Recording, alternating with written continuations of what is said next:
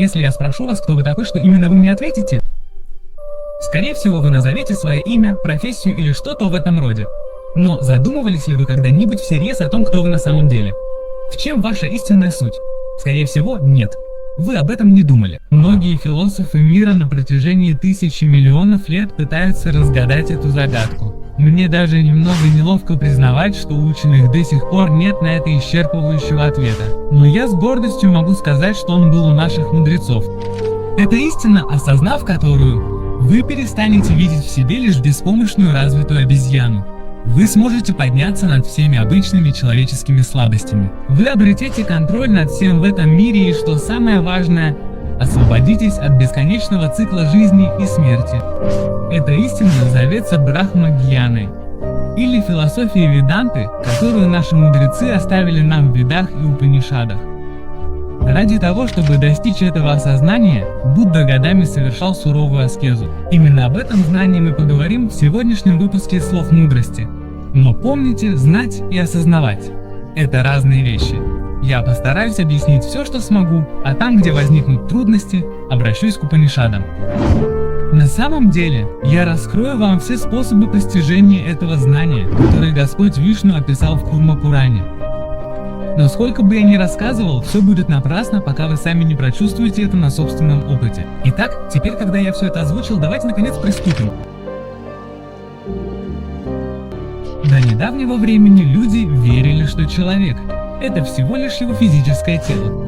Что тело – это и есть ваша индивидуальность и личность. Но со временем, когда наука развилась, мы поняли, что телом управляет наш разум.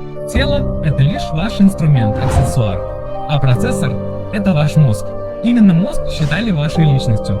Но, к сожалению, науке еще потребуется время, чтобы понять вашу индивидуальность. Это вовсе не разум. Разум – это лишь возничий, а истинный пассажир. Это ваша душа. Позвольте мне объяснить, что такое личность. Главная черта истинной личности в том, что она постоянна. Она никогда не меняется. Если рассмотреть тело с этой точки зрения, мы увидим, что оно постоянно трансформируется. Тело не вечно. Даже сейчас, каждую секунду, в вашем организме рождается около миллиона новых клеток. Так как же мы можем утверждать, что это тело и есть наша личность? Представьте, если человеку пересадят легкие, останется ли он тем же самым человеком? Допустим, мы пересадим сердце. Или даже заменим все тело целиком. Останется ли человек прежним? Некоторые из вас наверняка ответят «да». Ведь мозг остался прежним, верно? Очевидно, что тело не является вашей сутью, так как оно не постоянно и нестабильно. Оно меняется каждый миг. Значит, логично предположить, что наша личность – это наш мозг. Что ж, мозг меняется еще быстрее. На самом деле, каждую секунду в нашей голове вырастает около 4000 новых нейронов. Это означает лишь одно, что сразу после просмотра этого видео вы уже не будете тем человеком, которым были до него. Ни физически, ни ментально. Поймите, мозг ребенка совсем не похож на мозг взрослого человека. К примеру, сравните этих двоих. Одинаково ли они мыслят? Нет. Хотя на самом деле это один и тот же человек, просто в разном возрасте. Так как же мы можем говорить, что личность – это мозг? Что мы? Это только наш разум и ничего больше. В реальности мы чистая. Вы – вечная душа, которая отдает команды разуму. Она неизменна и всегда совершенна. Меняется лишь тело. Я хочу, чтобы вы сейчас пошевелили пальцем. Кто это сделал? Глупец скажет, что это сделало тело. Умный человек ответит, что мозг послал сигнал мышцам, палец зашевелился. Но если заглянуть глубже, вы увидите, душа дала команду мозгу, а тот послал импульс мышцам. В индуистских текстах сказано, что наше тело лишь колесница, а чувства – это кони. Вожжи находятся в руках разума, то есть мозг – это просто возничий. А пассажир – это душа, наша истинная суть. Именно она велит мозгу, что делать, и тогда мозг натягивает поводья коней. Важно знать то, о чем я говорю. На самом деле крайне важно понять, кто вы есть. Позвольте мне объяснить это лучше. Представьте, что Вселенная – это бесконечный океан. Огромный океан без начала и конца. Согласно Веданте, это и есть Бог.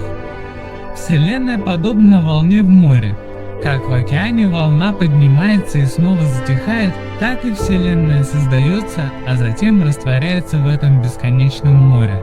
Люди и животные – это лишь разные волны, которые в итоге сольются с Богом. Иными словами, мы животные или растения.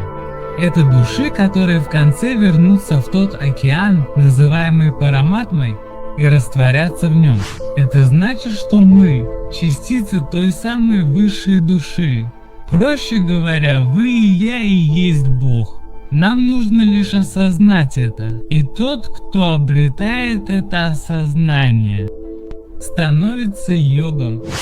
Йог любит каждое живое существо, но никому не привязан. Это значит, что он заботится обо всех. Даже если ему придется отдать жизнь за мышь, он не станет колебаться. Ведь он любит эту мышь и знает, что она. Это он сам. Поймите, они едины. Оба они частицы одной высшей души. После смерти оба они воссоединятся с Параматмой. Вы понимаете? Как царь Юдхиштхира, который был готов отказаться от рая ради собаки. Но если эта мышь умрет, йог не почувствует ни капли печали. Ведь он знает, что душу нельзя убить, и в итоге она все равно вернется к истоку.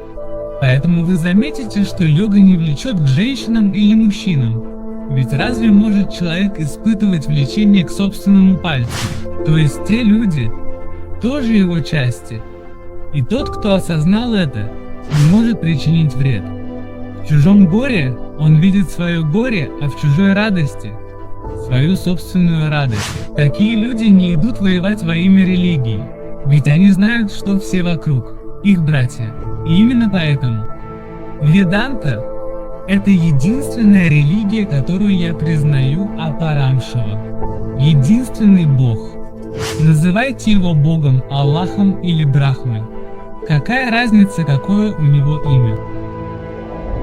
Узнав это, самое важное – осознать истину и проявить эту силу. Когда я впервые открыл для себя Веданту?